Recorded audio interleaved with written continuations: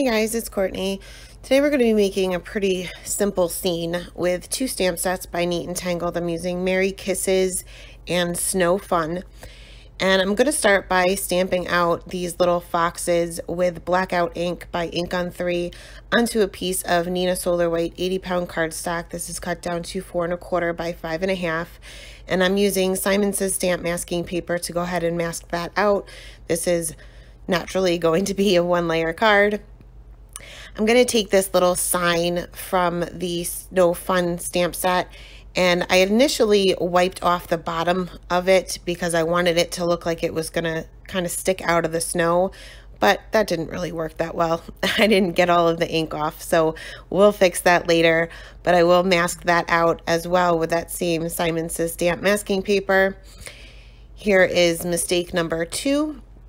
I wanted this little bird to be holding the mistletoe over these little creatures here, and I should have stamped the bird first, and I didn't. I stamped out the mistletoe, masked that out, and then stamped the bird, and the little stem of this mistletoe is kind of right in the middle of the bird's beak, and it should be like in the bird's mouth. So that's mistake number 2, but we'll try our best to fix that later. So once I have all of my images masked out with the Simon Says stamp masking paper, I'm going to take a piece of Eclipse masking paper and just cut a wavy line and mask out the bottom portion of my card. This will be where my snow is, and we're going to do some Distress Oxide ink blending for the sky. So I'm going to be using Tumbled Glass, Salty Ocean, and Peacock Feathers. I'm going to start off with the Tumbled Glass, starting off at the top, just kind of working my way down. I noticed that some of my masks were coming up a little bit. The little ears of my foxes were coming up, which I thought I'd have a problem with the mistletoe, and I didn't. It was just this little ear from this fox. So I decided not to go all the way down with the Tumbled Glass. Added my Salty Ocean to the top, blended that out with the Peacock Feathers, then this the Tumbled Glass on the bottom. Now this is just my base layer. Once I get down to the bottom, I work my way back up. Sometimes I'll be re-inking my ink blending tool. Other times I'm just going to kind of use the tool itself with whatever ink is left over to blend those colors together. In order to avoid my masks continuing to come up and too much ink bleeding through, I'm with the Tumbled Glass on the bottom, I'm kind of going in the direction of the mask. So I'm starting off on the bottom towards the snow and working my way up so that the masks will kind of stay in place and I don't have too much bleeding through. It's kind of hard to cover up Distress Oxides. You can use some water to at least lighten it up, but this isn't watercolor paper, so I prefer not to do that. So once all of my ink blending was done, I'm going to take some shimmer spray and shake this up really well. It kind of settles to the bottom.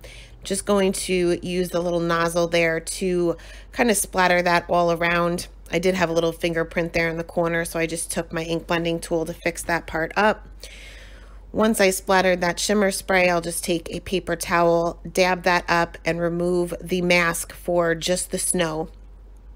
And to make this so that it's not completely white, I'm taking that same ink blending tool that I was using for the Tumbled Glass and just putting a little bit of color down on the bottom. I didn't put any additional ink on the tool. I'm just using whatever's left over. Once that's done, I'll go ahead and remove the rest of my masks. And you can see there that I did have a little bit of bleeding through the mask there on his ear.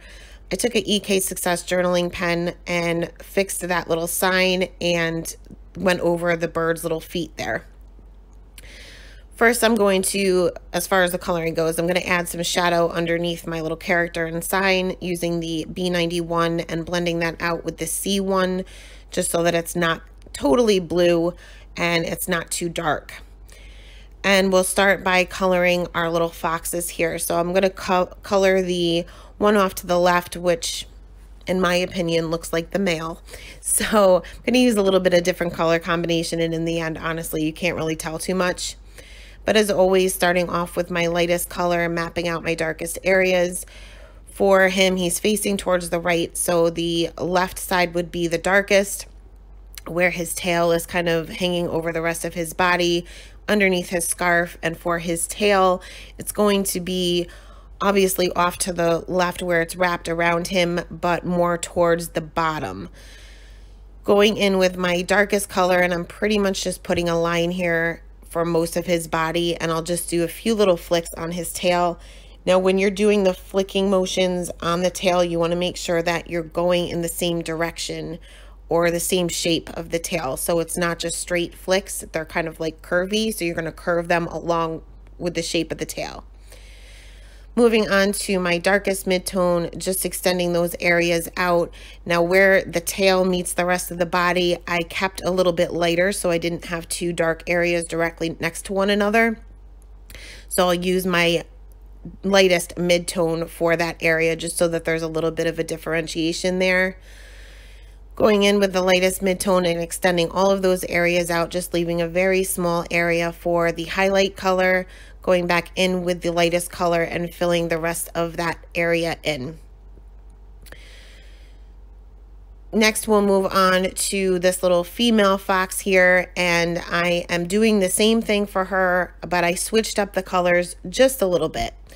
So again, starting off with my lightest color, and the shadows for her will be where her face is a little bit behind his, underneath the scarf, and doing the tail the same way, just obviously in the opposite direction. Going in with the darkest color for her, going over those same areas that we mapped out originally, then going in with the two midtones and then back to that lightest color.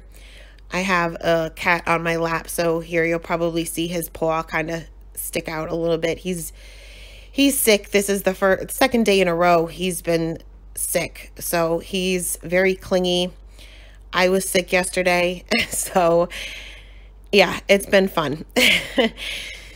So here I am again going over with my lightest color, and I just leave a little bit of area for my highlight. So the least amount of color that you're going to put down is your highlight color and your darkest color. So you can see that they ended up being pretty similar in color, but she's a little bit lighter. Going in with my colorless blender and kind of just going over some of those areas that I had colored out of the lines, basically.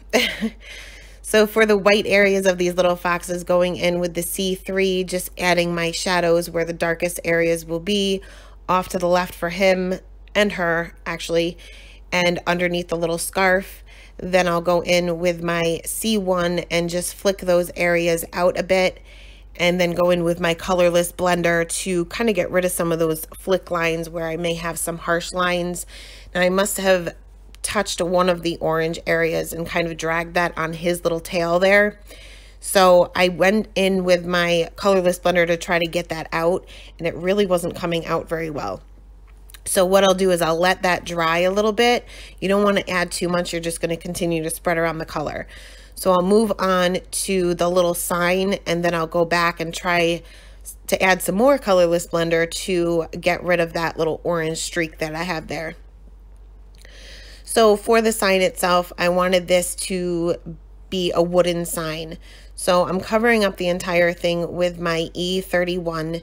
Then I'll go in with the E37 and add the shadows, which will be underneath the sign part itself on that little post and off to the left-hand side. I'm going to do some little squiggly lines on the sign just to kind of give it some texture. Going in with the E33 and putting a little shadow underneath the little snow that's on top and extending that shadow out that we have on the signpost, and then going back in with that E31 and covering up that entire thing and blending that out. So I went back in with my colorless blender on his little tail there, and I was able to get most of that orange up, and I just went back in once this was dry with my C1 to kind of get rid of those areas where my colorless blender was, because it looks kind of streaky when you use your colorless blender. But you will want to make sure the paper is dry before you go in with that color. So for the bird, I'm just going to color this the same way, with the shadows being off to the left-hand side. There would also be a shadow underneath his little wing, using some E markers here, and I didn't get as much contrast as I was looking for once I had everything colored. So I went back in with my darkest midtone, which is the E15, and just added a little bit more shading, and then blended that out with my lightest color and skipped that lightest midtone just to give a little bit more contrast. For his little belly, I'm just going to use some warm grays here. I started off with the W3 and W1. Again, really wasn't getting the contrast I was looking for, so I went in with the W5 and blended that out with the W1. For the mistletoe, I'm going to just use, oh, here's the beak. So I just colored directly over that little stem or whatever it is, branch, whatever a mistletoe is on. And hopefully it won't be too noticeable that I have little lines going through his beak. For the leaves on the mistletoe, just going to use two different colors here, just putting a little bit of shading on the base of the little leaves and blending that out with the lightest color. For the little berries, I didn't do any shading at all, just went in with an R27 and filled those in solid, as well as the little stem or branch or whatever, went in with the E59 and just colored that in solid as well. Next, we'll move on to the scarf, and we're going to be, this is obviously striped. Well, first I did the snow, and I used that same B91 and C1 that we did for the shadows. So for the scarf, we're going to be doing this pink and purple stripes. So I'm just coloring in every other stripe with my lightest purple color or V marker. This is a V000, I think. And my shading is just going to be on the bottom part of these stripes. And for the horizontal stripes, for the part of the scarf that's kind of hanging down, I guess, is just going to be off to the left-hand side, and also where that one part of the scarf is kind of hanging over the other part. And I used 4 colors here for the shading, which is completely not necessary. You can definitely just do 2. You'd get enough contrast here with just 2 colors, but I had the 4 markers out, so I ended up using all 4. For the other stripes, we're going to be using some RV markers, and I did the same thing for this as well, covering up the entire thing with the lightest color and adding my shading to the bottom of the vertical stripes and left side of the horizontal stripes. Again, didn't necessarily need to use 4 colors, especially the RV markers. Whenever you use RV markers, you just want to be careful not to over blend. They have a tendency to pick up a lot of the color of the one that you used before, especially with the lighter RV markers. So when I shade with the RVs, I go over my area very quickly, and if I don't get the best blend, I'm okay with that as long as it doesn't completely take away my color. So once I had all of my coloring done, I went in with a B marker to kind of go around those leaves of the mistletoe where my mask wasn't lined up perfectly. I started with a B00, but that wasn't dark enough. So I went in with a B12 and it matched the distress ink pretty well. Once the coloring was done, we'll move on to the sentiment. And this is another part of the card that I'm not too happy with. I stamped this off to the left-hand corner here, and it's a pretty big sentiment because I put both sentiments on here, and it just kind of looked funny being off to the left-hand side, but if I didn't, I was going to cover up that bird, but it is what it is. I'm stamping with VersaFine Onyx Black ink, and this sentiment is from the Merry Kisses stamp set. Added a few details with my white gel pen, just reflections on the fox's face and tail, as well as the little scarf. And then I'll go in with a Nuvo Aqua Shimmer pen to add a little bit of shimmer to the scarf. And I added shimmer to the entire bottom portion of the card where the snow is, as well as the little snow that's on top of that little sign. That is the card for today, guys. Thanks a lot for stopping by. Have a great day.